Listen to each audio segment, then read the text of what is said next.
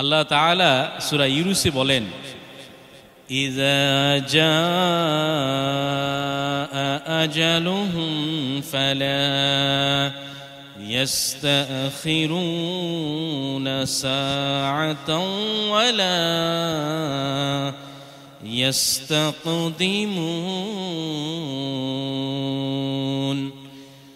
ইযা জাআ আজালুহুম ফালা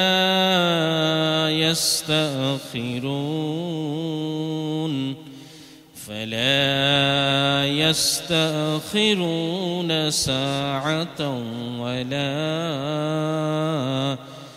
ইস্তাকদিমুন।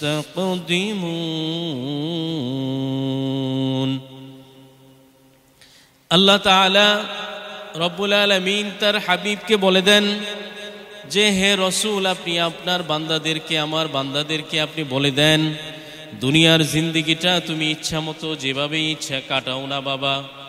তোমার কাটানোর জন্য রব্বুল আলামিন একটা সময় তোমাকে বেঁধে দিয়েছেন।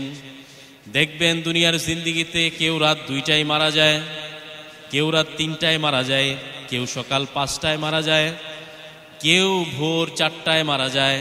যায় কিনা ভাই? দুনিয়ার জিন্দেগিতে আপনি একবারও কি চিন্তা করে দেখেছেন যে এই যে 4টায় মারা গেল, সে তো আর যদি 2টা ঘন্টা পার হইতো সকালের নাস্তাটা খেয়েও তো মারা যাইতে পারত। এই যে দুপুর 12টায় মারা গেল, সে বাজার থেকে অনেক শখ করে গরুর মাংস রান্না করার জন্য বাড়িতে নিয়ে এসেছে, সেই শখের রান্নাও বাড়িতে হইছে। রব্বুল আলামিন সেই রান্না খাওয়ার মতন তৌফিক তাকে দেয় নাই। মাংসের পাতিলে মাংস ঠিকই রয়ে গেছে, মাছের পাতিলে মাছ ঠিকই রয়ে যায়। রব্বুল আলামিন কেন তাকে জোহরের আগেই দুনিয়া থেকে নিয়ে গেলেন? আল্লাহ তাআলা সূরা ইউনূসে এই কথার সুন্দর একটা উত্তর দিয়েছেন। ও মানুষ, তুমি শুনে রাখো, লিকুল্লি উম্মাতিন আজালুন, প্রত্যেক উম্মতের জন্য একটি নির্দিষ্ট সময় সীমা বেঁধে দিয়েছি আমি। দুনিয়ার জমিনে যে যত বেশি ইনকাম করতে পারো, যত বেশি সময় নষ্ট করতে পারো করে নাও। আল্লাহর নাফরমানি যে যত পারো, যদি তোমার সামর্থ্য থাকে করতে থাকো। তুমি তোমার ভাইয়ের সম্পদ গ্রাস করতেছো, করতে থাকো। তুমি তোমার বোনকে ঠকাইতে থাকো। তুমি তোমার সংসারের জন্য নিজের জীবনকে একেবারে শেষ করে দিচ্ছ। তোমার নামাজের খবর নাই, তোমার রোজার খবর নাই, তোমার পাক পবিত্রের খবর নাই। তুমি চলছো তো চলছো, কোথায় চলছো তুমি নিজেও জানো না। রব্বুল আলামিন সূরা ইউনূসে বলেন, লিকুল্লি উম্মাতিন আজালুন, প্রত্যেক উম্মতের জন্য একটি নির্দিষ্ট সময় রয়েছে। দুনিয়ার জিন্দেগিতে যত মানুষ আছে, প্রত্যেক মানুষের একটা নির্দিষ্ট সময় বাবা আল্লাহ তাআলা বেঁধে দিয়েছেন। লিকুল্লি উম্মাতিন আজালুন ইযা জাআ আজালুহুম, যখন তাদের সেই নির্দিষ্ট সময় এসে পৌঁছে যাবে। ইযা জাআ আজালুহুম, যেই মুহূর্তে তাদের নির্দিষ্ট সময় এসে সে পৌঁছবে, ফালা ইস্তাখিরুন, তখন তারা মুহূর্তকাল, একটা সেকেন্ড বিলম্ব করার মতন শক্তি তাদের আর থাকবে না। ওয়ালা ইস্তাকদিমুন, আর তারা যদি ইচ্ছা করে যে আমি অনেক বেশি তাড়াতাড়ি করি, না তারা বিলম্ব করতে পারবে, না তারা তাড়াতাড়ি করতে পারবে। যখন নির্দিষ্ট সময় পৌঁছাবে, তখন সেই ব্যক্তি আর একটা সেকেন্ড দুনিয়ার জিন্দেগিতে তার পাকে আর বাড়াইতে পারবে না। রব্বুল আলামিন সূরা ইউনূসে আমাদের জন্য এই উপদেশ দিয়েছেন, তুমি তোমার জিন্দেগি 60, 70, 80 বছরের জীবন, তুমি অনেক রঙিন ঘোড়া তুমি দৌড়াইতেছো। রব তোমাকে কিছুই বলবে না, রব তোমাকে কিছুই দেখবে না। তোমার ঘোড়া দৌড়ানোর জন্য তোমাকে নির্দিষ্ট সময় দেয়া হয়েছে। আজকে যদি আপনি 70 থেকে 80 বছর যদি বাঁচেন, সেই 80 বছর 1 মিনিট 30 সেকেন্ডে আপনার মৃত্যু নির্ধারিত। সেই 80 বছর 1 মিনিট 30 সেকেন্ডের সেই সময় আপনার ডান পাটা আপনি আর সামনেও নিতে পারবেন না, আপনার বাম পাটা আপনার পিছনেও আনতে পারবেন না। এই কথাই রব্বুল আলামিন সূরা ইউনূসে সুন্দর করে বলেছেন, দুনিয়ার জিন্দেগিতে তোমার যত তারা, তোমার যত ব্যবসা বাণিজ্য সব করে নাও, তুমি যতই রঙিন ঘোড়া আর ঘুড়ি দৌড়াও না কেন, ঘুড়ির নাটায়ের সুতাটা কিন্তু আমার হাতে বাবা। তুমি তোমার জিন্দেগিতে অনেক দৌড়ঝাঁপ করতেছো, তুমি মনে করতেছো আমার তো অনেক সময় বাকি, এখনও আমার দাড়ি রাখার সময় হয় নাই, এখনও আমার পোশাকের সময় চেঞ্জ হয় নাই, এখনও আমি হাত কাটা গেঞ্জি পরি, এখনও তো আমার সময় হয় নাই, আরও সময় বাকি আছে, আরও সময় বাকি আছে। রব্বুল আলামিন তোমার জন্য যদি 40 বছরের জিন্দেগি ঠিক করে রাখে, তুমি কি জানো বাবা 40 বছর 1 ঘন্টা 30 সেকেন্ড 30 মিনিট 32 সেকেন্ডে তোমার মৃত্যু? তুমি তো তা জানো না রে বাবা। তুমি যদি জানতা তাহলে তোমার এই দুনিয়ার জিন্দেগিতে যে যাপন তুমি করতেছো, এই জিন্দেগি তোমার সেই কথা স্মরণ করায় দেয় না। রব্বুল আলামিন যে বলেছেন যে প্রত্যেকটা মানুষের জন্য নির্দিষ্ট সময় আছে। দুনিয়ার জিন্দেগিতে তুমি হায়াত যেইভাবে তুমি ইচ্ছা কাটাও, তোমার হায়াত কাটানোর মতন সুযোগের এর সময় এবং তোমার হায়াতের চাবিকাঠি আল্লাহ তোমাকে দিয়েছেন। তুমি সেই হায়াতটা ভালো কাজেও কাটাইতে পারো। আজকে 70 বছরের হায়াত বাবা, একটু পিছনের দিকে চিন্তা করে দেখেন, 70 বছরে কয়টা দিন আপনি আপনার রবের নাফরমানি করেছেন, আর কয়টা দিন আপনি আপনার রবের ইবাদত করেছেন? আপনার জিন্দেগির মাথা থেকে নিয়ে পা পর্যন্ত, আমার জিন্দেগির চুল থেকে নিয়ে মাথার পা পর্যন্ত হারাম আর হারাম, ঠিক কিনা বাবা? আমার জিন্দেগির এমন কোন অংশ নাই আমার কাপড়টা হারাম, আমার পাঞ্জাবিটা হারাম, আমার লুঙ্গিটা হারাম, আমায় যে ভাত খাই সে আমার ভাতের লোকমাটা হারাম। আপনি সামান্য মিথ্যার আশ্রয় নিয়ে আপনি নিজের জীবিকা নির্বাহ করতেছেন, আপনি সুদ আর ঘুষের ব্যবসা সাজায়া বইছেন, আপনার এই ব্যাংকে লোন, আরেক ব্যাংকে লোন, আপনি লোনের গ্লানি টানতে টানতে আপনি মনে করতেছেন আমি 5 লাখ টাকা লোন উঠাইয়া সুদ করলেই তো টাকাটা আমার। ও বাবা, আপনি জানেননি এই 5 লাখ টাকা আপনি যে লোন করে বসে আছেন, এই 5 লাখ টাকা শোধ করার আগেই আপনার সেই নির্ধারিত সূরা ইউনূসের সময় যদি আপনার হাজির হয়ে যায়। আপনি তো জানেন না বাবা, আপনি 5 লাখ টাকা শোধ করে আপনার ফ্যামিলির জন্য ঘর বানাইলেন, বাড়ি বানাইলেন, দোকান বানাইলেন, কিন্তু এই 5 লাখ টাকা যে আপনি সুদের বাণিজ্যতে ঢুকলেন, আল্লাহ রব্বুল আলামিন আপনাকে সুদের বাণিজ্যতে না যাওয়ার জন্য বলছে। আপনি আপনি এত বুদ্ধিমান হইলেন যে রব আপনাকে বলতেছে তুই সুদের ধারে কাছেও যাইস না, আপনি বলতেছেন সুদের কাছে না গেলে আমার তো বাণিজ্য জমে না, আমার তো দোকানে মাল উঠে না। আপনি কি আপনার রবের চেয়ে আপনি নিজেরটা ভালো বুঝেন নাকি? আপনার রব আপনারটা ভালো বুঝেন, আপনি আপনারটা ভালো বুঝেন? এইখানে একটা কথা রব্বুল আলামিন খুব সুস্পষ্ট করে কোরআনে বলেছেন। আমরা যখন মানুষকে কবর দেই না বাবা, মানুষকে যখন কবরে শোয়াই আমরা একটা আয়াত পাঠ করি, বড় সুন্দর সে আয়াত, সবাই আমরা জানি, একেবারে সূরা ফাতিহার মুখস্থ। মিনহা খালাকনাকুম ওয়া ফিহা নুঈদুকুম ওয়া মিনহা নুখরিজুকুম তারাতান উখরা মিনহা খালাকনাকুম ওয়া ফিহা নুঈদুকুম।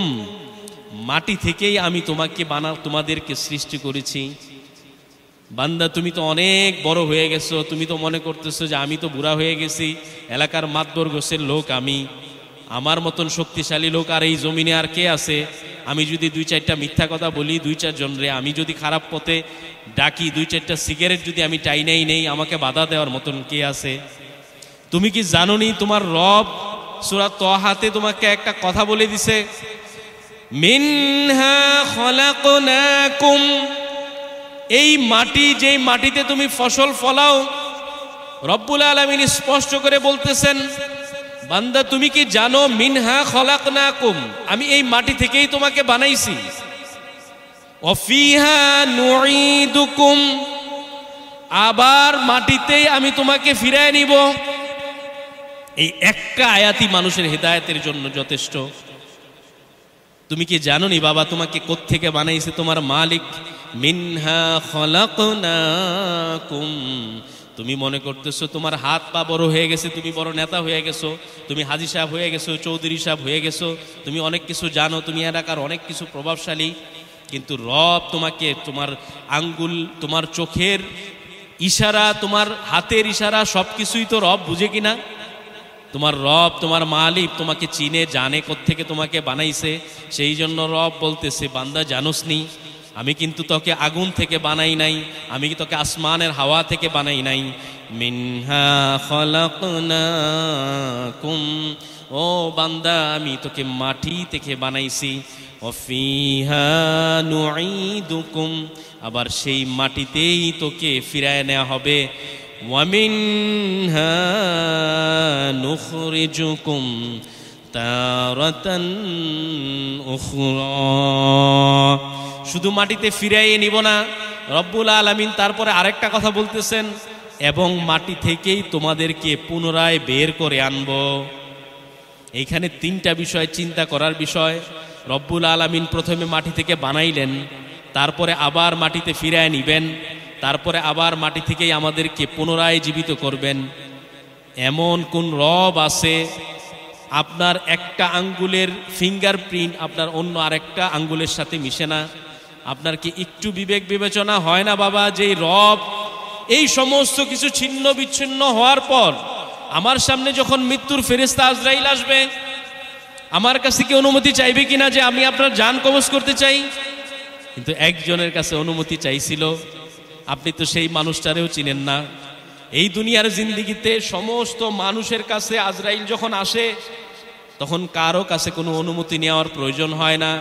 আপনি থাকতে পারেন আকাশের 1000 মাইল উপরে, আপনি প্লেনের চালক হইতে পারেন, আপনি রকেটের চালক হইতে পারেন, আপনি 1000 ফুট গভীর মাটির নিচে খনন করতে পারেন কোনো কূপ, কিন্তু আপনি জানেননি রব্বুল আলামিনের ফেরেশতা আজরাইলের ক্ষমতা কত। আপনি 1,00,000 কোটি গুণ উপরে আসমানে প্লেনের উপরে আছেন, কিন্তু রব্বুল আলামিনের ফেরেশতা আজরাইল যখন আপনার সেই সময়টা এসে উপস্থিত হবে, আজরাইল 1000 মাইল উপরে চোখের পলকে চলে যাবে। রাসূলুল্লাহ সাল্লাল্লাহু আলাইহি ওয়াসাল্লামের মৃত্যুর সময় আজরাইল আলাইহিস সালাম ছিলেন প্রথম আকাশে। আজরাইল না, জিব্রাইল আলাইহিস সালাম। কে ছিলেন? জিব্রাইল আলাইহিস সালাম প্রথম আকাশে। আজরাইল আলাইহিস সালাম ঘরের সামনে এসে দরজায় টোকা দিলেন। মা ফাতেমা রাদিয়াল্লাহু তাআলা আনহা রাসূলুল্লাহ সাল্লাল্লাহু আলাইহি সাল্লামকে জিজ্ঞেস করলেন, আব্বাজান, ঘরের সামনে এমন একজন লোক দাঁড়ানো, আমি তো আমাদের বাড়িতে যারা আছে সবাইকে চিনি, এই লোকটাকে আমি জীবনে কোনোদিন দেখি নাই। রাসূলুল্লাহ সাল্লাল্লাহু আলাইহি সাল্লাম বললেন, মা, এই লোকটাকে তুমি কোত্থেকে দেখবা? এই লোকটাকে তো আর কোনোদিন কোনো মানুষের বাড়িতে সে অপ্রয়োজনে যায় না, আর সে যখন যায় তখন সেই মানুষকে নিয়েই তারপরে রবের দরবারে উপস্থিত হয়। তুমি তাকে দেখবা কোত্থেকে? উনি হচ্ছেন মৃত্যুর ফেরেশতা আজরাইল। দরজায় এসে দাঁড়াইছেন, অনুমতি চাচ্ছি ভিতরে আসার জন্য। আল্লাহ রসুল বললেন, ফাতেমা, তাকে অনুমতি দাও, ভিতরে আসুক। ভিতরে আসার পর ফাতেমা রাদিয়াল্লাহু তাআলা আনহা এত কান্না করতেছিলেন যে রাসূলুল্লাহ সাল্লাল্লাহু আলাইহি সাল্লাম ফাতেমাকে ডাকলেন যে, মা, এত কান্না কেন করতেছো? একটা কথা বললেন ফাতেমা রাদিয়াল্লাহু তাআলা আনহাকে, তিনি কান্না মুখেও অনেক খুশি হয়ে গেলেন। কথাটা ভালো করে খেয়াল করে। মা আয়েশা সিদ্দিকা, আম্মা জান আয়েশা সিদ্দিকা রাদিয়াল্লাহু তাআলা আনহা জিজ্ঞেস করলেন, আম্মা, আপনার আব্বা আপনাকে এমন কি কথা বলল যে আপনি এত কান্না করতেছিলেন, আবার আপনি হঠাৎ করে খুশি হয়ে গেলেন? ফাতেমা রাদিয়াল্লাহু তাআলা আনহা বলতেছেন, আম্মা জান, আব্বা আমাকে বললেন, ফাতেমা, তুমি বেশি কান্না করো না, আমি মারা যাওয়ার পর আমার আত্মীয় স্বজনের ভিতরে সবার প্রথমে তোমার সাথে আমার সাক্ষাৎ। ফাতেমা রাদিয়াল্লাহু তাআলা আনহা বুঝলেন যে সবার প্রথমে আব্বাজানের সাথে আমার মিলিত হওয়ার অর্থ কি? যদি কেউ মারা যায় তার সাথে আপনি মিলিত হবেন, মানে কি আপনি মারা না গেলে মিলিত হবেন নাকি মারা গেলে? মারা গেলে। ফাতেমা রাদিয়াল্লাহু তাআলা আনহা বুঝলেন যে সমস্ত আত্মীয় স্বজনের ভিতরে আমি একমাত্র সৌভাগ্যবান যে আব্বার সাথে আমি প্রথম মিলিত হব, মানে হচ্ছে আমি আব্বার পর প্রথম আমি মারা যাব আব্বার সাথে মিলিত হওয়ার। হয়েছিল তাই। রাসূলুল্লাহ সাল্লাল্লাহু আলাইহি সাল্লাম মারার ইন্তেকালের পর সবার প্রথমেই ফাতেমা রাদিয়াল্লাহু তাআলা আনহা মারা যায়। আম্মা চিন্তা করেন না, আপনি আমার সাথে মিলিত হবেন সবার আগে। আজরাইল রাসূলুল্লাহ সাল্লাল্লাহু আলাইহি সাল্লামকে বলতেছেন, ওগো আল্লাহর নবী, দুনিয়ার জিন্দেগিতে অনেক মানুষের কাছে আমি গেছি, সমস্ত নবী, গাউস, কুতুব, পীর, মাশায়েখ, ওলি, আউলিয়া সকলের কাছে আমি গেছি, কিন্তু রব্বুল আলামিন কোনোদিন বলে নাই যে তুমি আমার মূসার কাছে অনুমতি চাইও, আমার ঈসার কাছে, আমার ইব্রাহিমের কাছে, ইউনুস নবীর কাছে অনুমতি চাইও যে আপনাকে আমি নিতে চাই আল্লাহর দরবারে, আপনি যাবেন কিনা। ও মিয়া, কেমন নবী পাইছেন, সেই নবীরে তো চিনলেন না, দুনিয়ার জিন্দেগিটা নবীর আদর্শ ছাড়াই পার করে দিলেন। ও যুবক, তুমি কেমন যুবক হইলা যে রাসূলুল্লাহ সাল্লাল্লাহু আলাইহি সাল্লাম জীবনে কি করছে তুমি কোনোদিন মোবাইলে একটা বার ইউটিউবে ঘাটছো কিনা যে যুবক বয়সে রাসূলুল্লাহ সাল্লাল্লাহু আলাইহি সাল্লাম কি করেছেন? এই কথাটা আমি একটু জানবো। তুমি যুবক, সেটা কোনোদিন করছো? তুমি জানবা কেমনে যে মুহাম্মদ সাল্লাল্লাহু আলাইহি সাল্লামের মর্যাদা কত বেশি? আগে তো জানা লাগবে নাকি বাবা? আপনি এলাকার মেম্বার, এমপি, তাকে যদি আপনি না চিনেন তাকে মানবেন কেমনে? আগে চিনতে হইব না যে সে হচ্ছে এলাকার এমপি, সে হচ্ছে মেম্বার, সে হচ্ছে চেয়ারম্যান। এটা আগে জানি কিনা আমরা বাবা? জানার পরে তারা সম্মান করি নাকি? চেয়ারম্যান সাহেবের সম্মান আর এমপি সাহেবের সম্মান এক, এমপি সাহেবের সম্মান আর মন্ত্রী সাহেবের সম্মান এক। দুনিয়ার জিন্দেগিতে যেইভাবে মানুষের কদর বুঝে, মানুষের পরিচয় জেনে কদর করা হয়, আজকে মিডিয়াতে যেহেতু যাচ্ছে যুবকদের উদ্দেশ্যে, তুমি কি জানো তোমার রসুল সম্পর্কে? সবাই বলি সাল্লাল্লাহু আলাইহি ওয়াসাল্লাম। তুমি একবার স্ক্রল করছো কিনা? তুমি দুনিয়ার জিন্দেগিতে গলাতে একটা কাটা লাগলেও আজকে আমাদের এমন অবস্থা যে গুগলে সার্চ করি যে কাটা দূর করার উপায় কি। আমরা শহর অঞ্চলে করি, আপনারা গ্রামে করেন কিনা জানি না। বাচ্চা প্রস্রাব করতেছে না কাঁদতেছে, প্রস্রাব বাচ্চা যদি না করে প্রস্রাব করানোর উপায় কি? কি করি আমরা? গুগলে সার্চ করি। এটা হচ্ছে আমাদের নিত্যদিনের অভ্যাস। রাস্তা চিনেন না, গুগলে সার্চ করেন ম্যাপ। ঢাকা থেকে আমি যাব গুলিস্তান, গুলিস্তানে কিভাবে যাব? আপনার ম্যাপ আপনাকে আস্তে আস্তে আস্তে আস্তে করে আপনি এদিকে যান, ওইদিকে যান। আবার সুখের বিষয় হচ্ছে কোন রাস্তায় জ্যাম আছে সেই জ্যামটাও ওই ম্যাপ দেখায়, যে এদিকে গেলে আপনি যাবেন 1 ঘন্টা, এদিকে গেলে যাবেন আধা ঘন্টা। এত প্রযুক্তি তুমি ইউজ করলা, তুমি তো তোমার প্রযুক্তি কাজে লাগায়া তুমি তোমার রসুলকেই চিনলা না, তাহলে তোমার এই প্রযুক্তির দাম। তুমি কোনোদিন কি ইউটিউবে সার্চ করছো যে হু ইজ মুহাম্মদ সাল্লাল্লাহু আলাইহি সাল্লাম? তুমি কি কোনোদিন সার্চ করে দেখছো যে মুহাম্মদ সাল্লাল্লাহু আলাইহি সাল্লামের নামে কয়টা বই লেখা হয়েছে? আমি একটা বই পড়ি, বি স্মার্ট উইথ মুহাম্মদ সাল্লাল্লাহু আলাইহি সাল্লাম, একটা বই আছে। আজকে যুবকদের উদ্দেশ্যে এই একটা বইয়ের কথা মনে পড়লো, এই জন্য বলে দিলাম। শুধু স্মার্ট হইলেই হবে না, বি স্মার্ট উইথ মুহাম্মদ সাল্লাল্লাহু আলাইহি সাল্লাম। মুহাম্মদ সাল্লাল্লাহু আলাইহি সাল্লামকে সাথে রেখে তারপরে আপনাকে স্মার্ট হতে হবে। আপনাকে আল্লাহর হুকুম মেনে, আল্লাহকে সাথে রেখে আপনাকে জমি চাষ করতে হবে। আপনাকে আল্লাহর হুকুম মেনে, রাসূল সাল্লাল্লাহু আলাইহি সাল্লামের চরিত্র জেনে আপনাকে দোকানদারি করতে হবে। আপনাকে আল্লাহর হুকুম মেনে, আপনাকে রাসূলুল্লাহ সাল্লাল্লাহু আলাইহি সাল্লামের কথা কি, আপনার এই যে জমি ভাগ করবেন, আল্লাহর হুকুম কি, আল্লাহ কি নির্দেশ দিছে, এটা আপনি জেনে আপনাকে এই জমিন ভাগ করতে হবে ভাই বোনের ভিতরে। আপনি মন মতো একটা ফর্মুলা বানায় নিয়ে নেন। আপনি ইচ্ছা করে আপনি কি বোনের কাছে মাপ চাইয়ে নিয়েন না যে বোন তোমার তো আমি জায়গা দিতে পারলাম না 2 শতক, আল্লাহর রাস্তায় মাফ করে দিও। এই বন্ডামি কই পাইছেন? মাপ পাওয়ার আর জায়গা পান না? ও মিয়া, মাপ পাওয়ার জায়গা পান না? বাইরে ঠকায়া, ছেলেরে ঠকায়া, বোনরে ঠকায়া গিয়ে আপনি হচ্ছে রাতের অন্ধকারে মাপ চায় নেন। এই তরিকা কই পাইছেন? এই তরিকা কি রাসূলুল্লাহ সাল্লাল্লাহু আলাইহি ওয়াসাল্লামের তরিকা ছিল নি মিয়া? তাহলে আপনি যদি রাসূলুল্লাহ সাল্লাল্লাহু আলাইহি ওয়াসাল্লামের তরিকাই না মানলেন, আপনি আপনার মন মতো ইচ্ছা মতন আপনি চাইলেন আর আপনার বড় ছেলেরে ভালোবাসেন, আপনি 2 বিঘা জমি তারে বেশি দিয়ে দিলেন, এই তরিকা আপনারা কে বলছে? আপনাকে বুঝতে হবে আমার আগা গোড়া, আমার মাথার চুল থেকে নিয়ে পা পর্যন্ত আমার আল্লাহর হুকুম ছাড়া আমি চলতে পারবো না।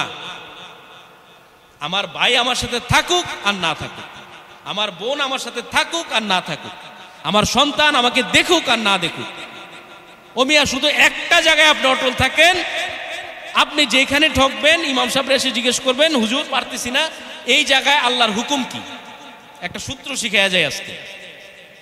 যেখানেই থাকেন, মসজিদের ইমাম সাহেব, খতিব সাহেব, আলেম, যাকে আপনার ভালো লাগে তাকে আইসা জিজ্ঞেস করবেন, হুজুর ছেলের এই সম্পত্তি দিতে চাই, এইভাবে বন্টন করতে চাই, ইসলাম কি বলে? আপনি আর আমি তো এত কিছু জানি না। এটা হচ্ছে সূত্র। আপনি আপনার আল্লাহ এবং আল্লাহর রসুলকে সাথে রাখবেন সমস্ত ক্ষেত্রে, নির্দিষ্ট কোনো কাজে না, সমস্ত ক্ষেত্রে। তাবুক যুদ্ধের সময় রাসূলুল্লাহ সাল্লাল্লাহু আলাইহি ওয়াসাল্লাম সমস্ত সাহাবীদেরকে জিজ্ঞেস করলেন, কে কি আনছো? আবু বকর সিদ্দিক রাদিয়াল্লাহু তাআলা আনহু বললেন, আল্লাহ রসুল আমি আমার ঘরে যা ছিল সব নিয়ে এসেছি। আল্লাহ রসুল বললেন, একটা হাড়ি পাতিলও নিয়ে আসলা? আরে মিয়া, রবের জন্য, রসুলের জন্য সাল্লাল্লাহু আলাইহি ওয়াসাল্লাম সাহাবারা কি না করছে, তারা আমাদের আদর্শ, তাদেরকে দেখে আপনারা শিখেন। যে সব নিয়ে আসলো আবু বকর, ঘরে একটা বাটিও রাখো নাই, বাটি, যেই বাটিতে বউ স্ত্রী পানি খাইবো, যেই বাটিতে একটা প্লেটে ঘরের মানুষরা ভাত খাইবো, এমন একটা প্লেটও রাখলা না, সব নিয়ে আসলা। আবু বকর রাদিয়াল্লাহু তাআলা আনহু বলতেছে, আল্লাহ রসুল সব তো নিয়ে আসছি, 2টা জিনিস রাইখে আসছি। কি রাখছো? ও মিয়া, এই কথাটাই আপনার হেদায়েতের জন্য, আমার হেদায়েতের জন্য। আমি আমার নিজের হেদায়েতের জন্য ওয়াজ করি, আপনাদেরকে উপদেশ দেওয়া আমার উদ্দেশ্য না। আমি নিজেই তো আপনার হচ্ছে পথহারা লোক, আমি আপনাদেরকে কি উপদেশ দিব? আবু বকর সিদ্দিক রাদিয়াল্লাহু তাআলা আনহু বলতেছে, আল্লাহর রসুল আপনি জানেন আমি কি রাখছি আমার ঘরে?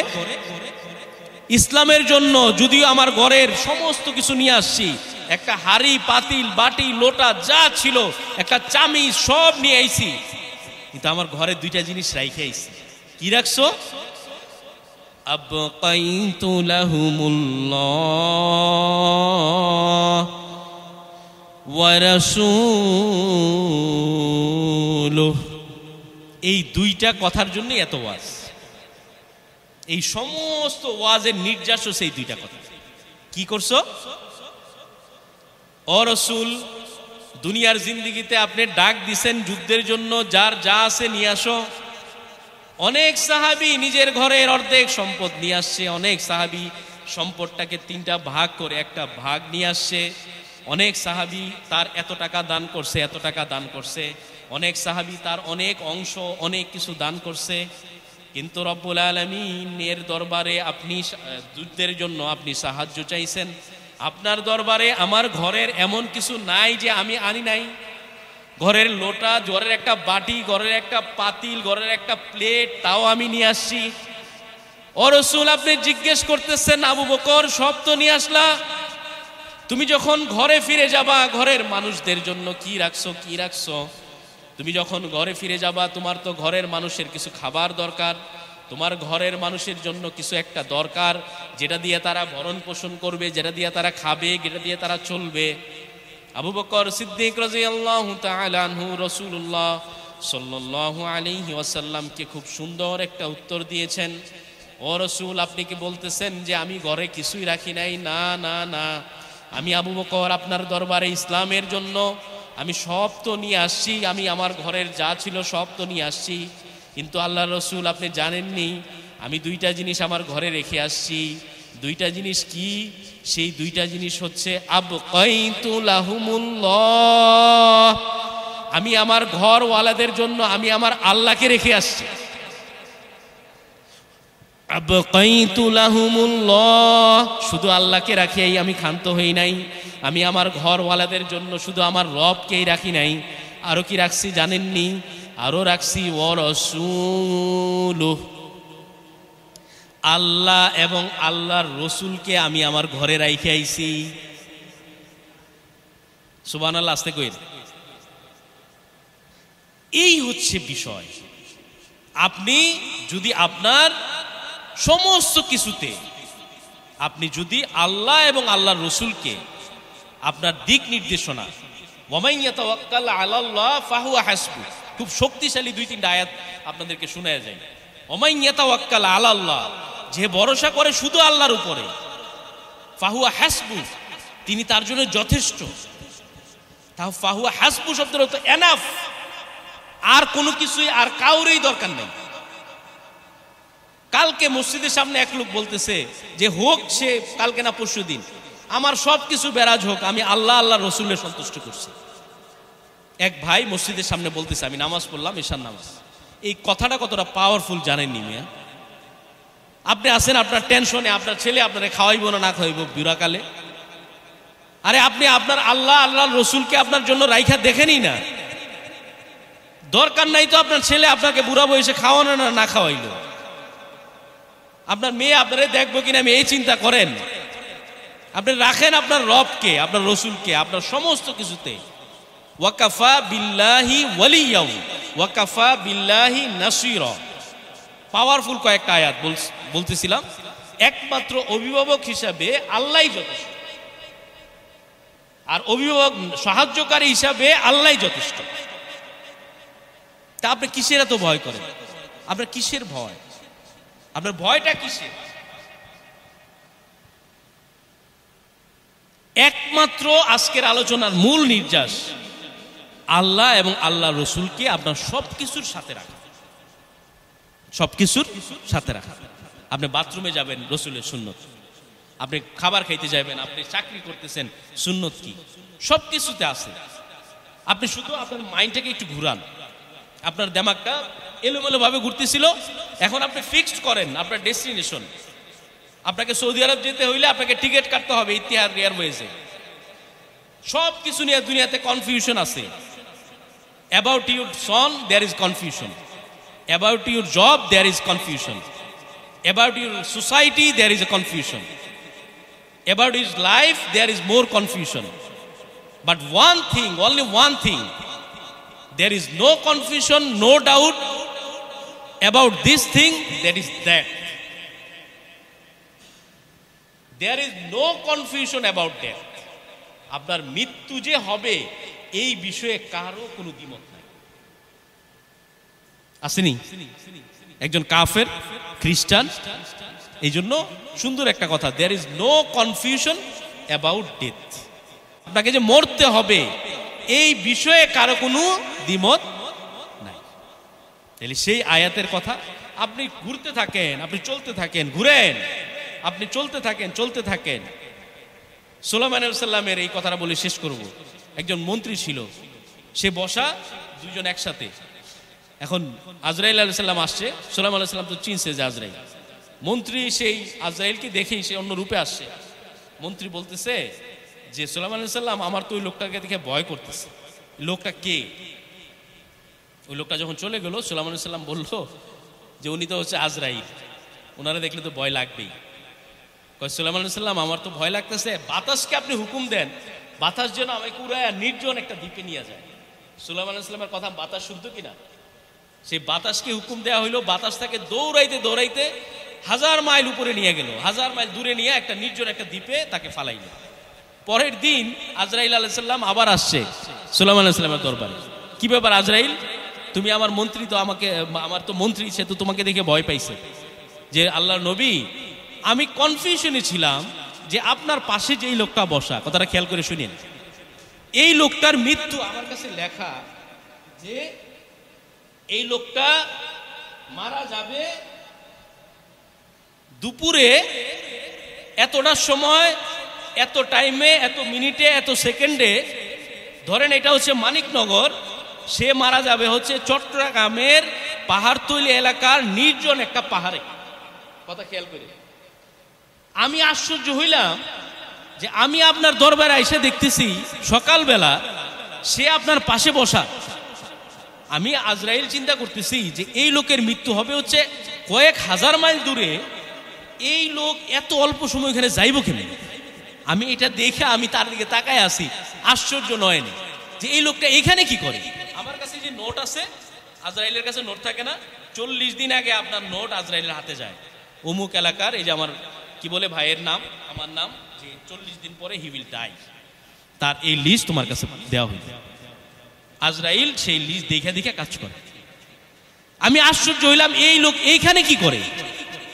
আমি এই ঠিক সময়ে যখন দুপুরবেলা আমি সেই জায়গায় যে তার ওখানে মৃত্যু, সে মারা যাবে চিট্টাগাঁয়ের পাহাড়ের একটা নির্জন জায়গায়, আমি আমার জায়গায় গিয়ে হাজির, যে আমি গিয়ে দেখি কি অবস্থা। আমি ওখানে গিয়ে দেখি যে আপনার সে মন্ত্রী সেখানে বসা, এই মৃত্যুর জন্য অপেক্ষা করতেছে। আমি চিন্তা করলাম মৃত্যু মানুষের যার যেই জমিনে, আপনি কোন জমিনে মারা যাবেন আপনি জানেন না বাবা। আপনার কখন মৃত্যু হবে আপনি জানেন না। সৌদি আরবে মারা যাবেন, নেপালে মারা যাবেন, নাকি আপনার হচ্ছে মানিকগঞ্জে মারা যাবেন আপনি জানেন না। তো আপনি একটা জিনিস সবসময় মনে রাখবেন, আল্লাহ যাতে আমাদের মৃত্যুটা, সব সময় একটা জিনিস মনে তামান্না রাখবেন, আমাদের মৃত্যুটা আল্লাহ যাতে মদিনাতে দেয়। আমিন। এটা সব সময় খেয়াল করবেন এবং এই তামান্না রাখবেন। অনেক ইমামরা, এত বিস্তারিত বলার সময় নাই, অনেক ইমামরা মদিনা থেকে আর বেরই হয় নাই, অনেক বড় বড় আলেম মদিনাতে পড়ে রইছে। কেন? যে আমার শেষটা যাতে রসুলের দেশে হয়, মদিনাতে। তামান্না রাখবেন যে আল্লাহ যাতে, বাপ ছেলে মেয়ে বলে রাখবেন, সুযোগ হইলে বাবা আমারে মদিনাতে নিয়ে যাইও, আমার শেষটা মদিনাতে যাতে হয়। এটা আরেকটা শিক্ষা, এটা মনে রাখবেন, এটা আলেমদের শিক্ষা, এটা তামান্না রাখবেন। তো সুলাইমান আলাইহিস সালামের সেই মন্ত্রী ওই যে বাতাসকে সে হুকুম দিল, বাতাস নিয়ে তারে দৌড়াইতে দৌড়াইতে 1000 মাইল দূরে ওই মরুভূমিতে নিয়ে বাতাস তারে ফালাইছে। সে নিজে ইচ্ছা কইরা কি বলছে সুলাইমান আলাইহিস সালাম রে, যে আপনি বাতাসের হুকুম দেন, আমি নির্জন জায়গায় চলে যেতে চাই। বাতাস সেই নির্জন জায়গায় নিয়ে তারে ফালাইছে। আজরাইল ঠিক সেই টাইম মতো গিয়া ওই মিনিটে, ওই সেকেন্ডে, ওই জায়গায় তাকে কতল করছে। আপনি এত সহজ মনে করেন না আপনার জিন্দিগিটা, যে খেলায় বিড়ি টানতেছি, সিগারেট টানতেছি, দোয়া টানতেছি, আর চা খাইতেছি, গল্প করতেছি, গল্প গুজব, হাসি রং তামাশা করতেছি। এত সহজ মনে করেন কেন? আরো সময় থাকলে বলতাম, আল্লাহ আপনারা এমনে বানাই না। কোরআনের একটা আয়াত আছে যে তোমাকে অনর্থক, এটাই শেষ কথা, যে আল্লাহ তোমাকে অনর্থক সৃষ্টি করেন নাই। তুমি মনে করতেছো আমি আমার জিন্দিগিটা ছেলে, আমি যুবক, আমি মোবাইল টিপতেছি, ইমো টিপতেছি, হোয়াটসঅ্যাপ টিপতেছি, আরে আমিই তো একটা কিছু না বাবা। তোমার হাতে পায়ে ধরি যুবক, তুমি নিজেকে শুধরাও। তোমার এই রাতের হচ্ছে যে রাত তুমি কাটাইতেছো, বিনিদ্র রাত, গুগল আর হোয়াটসঅ্যাপ আর হচ্ছে বাইবারে, এই রাত একদিন শেষ হবে, তোমার সামনেও মরণ উপস্থিত হবে। সেই দিন রবের কাছে যখন যাবা, তোমার এই স্ক্রলিং, তুমি যে স্ক্রল করতেছো, গুগলে দেখতেছো উলঙ্গ মেয়েদের ছবি, তোমার এই ছবির এই চেহারা নিয়া, এই চোখকে নিয়া তুমি তোমার রবরে কেমনে দেখবা মিয়া? তুমি তোমার রসুলকে কেমনে দেখবা এই চোখ দিয়া? যেই চোখ দিয়া তুমি আজকে উলঙ্গ নারীর নৃত্য দেখো, সেই চোখ দিয়া তুমি তোমার হাবিবকে কেমনে দেখবা? লজ্জা লাগে না তোমার? এটাই শেষ কথা। এই চোখটাকে হেফাজত কইরো। এই চোখটা দিয়ে তুমি আল্লাহ দেখবা মিয়া, এই চোখটা দিয়ে তুমি রসুল দেখবা মিয়া, এই চোখটা দিয়ে তুমি তোমার মালিককে দেখবা, তো দেখবাই জান্নাতে। তাহলে এই চোখটার একটু হেফাজতের দরকার আসেনি বাবা? এই দাড়িটা নিয়ে মিয়া কবরে যাইবা, এই দাড়িটা পাকছে, সাদা ছিল, কালো ছিল, বাচ্চা ছিল, দাড়ি ছিল না, আবার দাড়িটা বড় হইছে, কালো হইছে, কালো থেকে সাদা হইছে। যুবক, তুমি অনেক রঙিন স্বপ্ন দেখতেছো, আজকে দাড়ি রাখলে আমাকে খারাপ দেখা যায়, তুমি রসুলের সুন্নত হিসেবে দাড়িটা রাইখাই দাও না, রাইখাই দাও না। দেখো না তোমার জন্য আল্লাহ রসুল কি বরাদ্দ রাখে। এইখানে অনেক যুবক আছে, আমি কাউরে বলবো না যে হাত উঠান, কিন্তু এমন একটা যুবক আছে কিনা যে হুজুর আপনারই শুই না, আমি যেহেতু আমার এই চোখ দিয়ে আমার রসুলকে দেখবো, আমি যেহেতু আমার এই চোখ দিয়ে আমার আল্লাহকে দেখবো, তাহলে এই চোখের নিচে রসুলের সুন্নত, দাড়িটা আমি রাখবো। এরকম একটা যুবক হাত উঠা তো দেখি, হাত উঠাও তো। সাজ্জাদ, তুমি ওই ভাইয়ের চেহারাটা একটু তুমি ধরে হাত উঠান, আপনি হাত উঠে রাখেন। আর দাড়ি কাটবেন না তো ইনশাল্লাহ? আজকে থেকে রেখে দিবেন ইনশাল্লাহ? পাক্কা নিয়ত, পাক্কা নিয়ত ইনশাল্লাহ। আসেন সামনে, আসেন সামনে, আসেন, শেষ করে দিব 1 মিনিটে। আপনি কি এমনি দাড়ি রাখেন না রাখেন না? রাখছিলাম, অল্প কাটে দিচ্ছেন। আসেন সামনে, আসেন। এখন থেকে দাড়ি রাখবেন তো ইনশাল্লাহ? আর নেক্সট আর কাটবেন না ইনশাল্লাহ? ইনশাল্লাহ। এবং আজকে থেকে পাক্কা নিয়ত ইনশাল্লাহ। এই হচ্ছে আমাদের সফলতা। আল্লাহ তাআলা, আপনার নাম কি? সোহান ভাইকে আল্লাহ তাআলা কবুল করুক, সকলে বলে আমিন। তার ইমানে আমল আল্লাহ বরকত দান করুক, সকলে বলে আমিন। এবং দাড়ি রাখা অবস্থায় সে যাতে কবরে যাইতে পারে, আল্লাহ তাকে তৌফিক দিক, আমিন। এবং এই ভাইয়ের মতন, এটা আমাদের শিক্ষা। আমি কিন্তু এটা কাউকে দেখানোর জন্য আমার কোনো ইচ্ছাও ছিল না। ওনাকে আমি চিনিও না, আমাকে চিনি আমি আপনাকে কোনোদিন দেখছি? দেখিও না, আমার এমন কোনো ইচ্ছাও ছিল না। কিন্তু এই সোহান ভাই আল্লাহকে দেখার জন্য, রসুলকে দেখার জন্য আজকে যে কোরবানি সে দিল, আল্লাহ তাআলা তার এই কোরবানির কারণে তার জিন্দেগি পাল্টায় দেয়, সকলে বলে আমিন। তার এই কোরবানি সামান্য কোরবানি না, প্রত্যেকটা যুবকের জন্য এটা শিক্ষা। তুমি যদি তোমার হাবিবকে মহব্বত করে দাড়িটা রাখতে পারো, ও বান্দা, তোমার হাবিব তোমাকে আজকে সোহান ভাইয়ের উসিলায়, আমি মনে করি আজকের এই মসজিদের আজকের এই জুমা কামিয়াব, এই জুমা আজকে কামিয়াব আলহামদুলিল্লাহ। এই যুবক, প্রত্যেকটা যুবকের ক্ষেত্রে, অন্য কেউ হাত ওঠানোর দরকার নেই। আমার একটা ইচ্ছা ছিল যে একজনকে যদি এই কথাটা বলে যেতে পারি, আমার এই জুমা সার্থক। আল্লাহ তাআলা যাতে আমাদেরকে মাফ করে, কোনো লোক দেখানোর জন্য না, শুধুমাত্র আল্লাহর জন্যই সোহান ভাই কাজ করছে। আমিও আল্লাহর জন্যই বলছি, আল্লাহ যাতে তাকে কবুল করে, সকলে বলে আমি। শেষ কথা, তোমাকে মরতে হবে বাবা, ইউ উইল ডাই। দাড়িটা রাখছো, পাকা দাড়ি, আমার মুরব্বী বাবা, কাউরে বলবো না যে হাত উঠান। একটা কথা লাস্ট বলে যাই, সিগারেট টানতেছেন তো টানতেছেন, টানতেছেন তো টানতেছেন, দাড়িটা কালো, সাদা দাড়িটা সিগারেটের ধোঁয়ায় কালো হয়ে যায়, আপনাকে চিনা যায় না, আপনাকে চিনা যায় না সেই দাড়িতে। আজকে যদি 5টা মিনিট দেরি হয়, বাবা মাফ করে দিন, আমারে একটা আলোচনা উঠে গেছিল, এই জন্য করে ফেললাম। আপনাকে পায়ে দইরা বলি, পায়ে দইরা, আপনি দাড়িটা রাখা অবস্থায় বাবা আর সিগারেটটা টান দিয়ে না। আপনি পাকা দাড়ি পাইকা গেছে, যারা খান, আমি কারো নির্দিষ্ট বলতেছি না, পাকা দাড়ি আল্লাহর হস্তে মসজিদ থেকে বের হইয়া পাক্কা নিয়ত করেন যে যেই দাড়ি দিয়া রসুলরে দেখামু যে রসুল আমি আপনার কাছে দাড়ি নিয়ে আইছি, এই দাড়িতে মিয়া সিগারেটের দোয়া টানেন কেমন? একটু মনের ভিতরে একটু আঘাত লাগে না যে আমি এই দাড়ি নিয়ে রসুলের সামনে উপস্থিত হব, আল্লাহর সামনে দাঁড়াবো? একটা এমপির সামনে যাইতে গেলে মিয়া কত সুটটাই লাগাইয়া যান, আল্লাহর সামনে দাঁড়াইবেন এই দাড়ি নিয়ে, আল্লাহর সামনে। আপনি কেমনে দাড়িতে সিগারেট টান লাগান মিয়া? দাড়িতে খুন লাগান, আপনার কলিজাতে আঘাত লাগে না? আপনি এত সাহস কই পাইছেন? আপনার কলিজাটা পুরাটাই নাকি ফেরাউনের চেয়ে বড় হয়ে গেছেন? আপনি আবু জাহেলের চেয়ে বড় হয়ে গেছেন? শেষ কথা, মরতে হবে, মরার আগে নিজেকে শুধরান। এই রঙিন দুনিয়া শেষ না। একটা লাস্ট কথা টপিক শেষ করে দিব যে মौत को तू ना समझो इख्तिताम जिंदगी, এটাই শেষ কথা আজকে। मौत को तू ना समझो इख्तिताम जिंदगी, दर हकीकत मौत ही है इब्तिदाए जिंदगी। মৃত্যুটাকে তুমি জীবনের শেষ মনে করো না। আমি মারা গেলাম, কাফনের কাপড় পরায় দিল, ঢুকে গেলাম, শেষ না। কবি বলতেছেন मौत को तू ना समझो, মৃত্যুটাকে তুমি মনে করো না ইখতিতামে জিন্দেগি, এটাই তোমার শেষ। আমার জীবনের শেষ হচ্ছে আমার মৃত্যু। দর হাকিকত, আসলে সত্যিকারে মৌত হি হ্যায়, মৃত্যুই হচ্ছে একটা মানুষের ইবতেদা, শুরু শুরু শুরু স্টার্ট। ইবতেদায়ে জিন্দেগি, মানুষের জীবনের মূল শুরু হয় মৃত্যু দিয়া। মানুষের জীবনের শুরু হয় কোন দিয়া? মৃত্যু দিয়া। এটাই লাস্ট ওয়ার্ড। আপনি নিজের জিন্দেগিটাকে মনে করেন না মরলাম আর শেষ না। মরলাম মানে হচ্ছে শুরু হইছে, শুরু।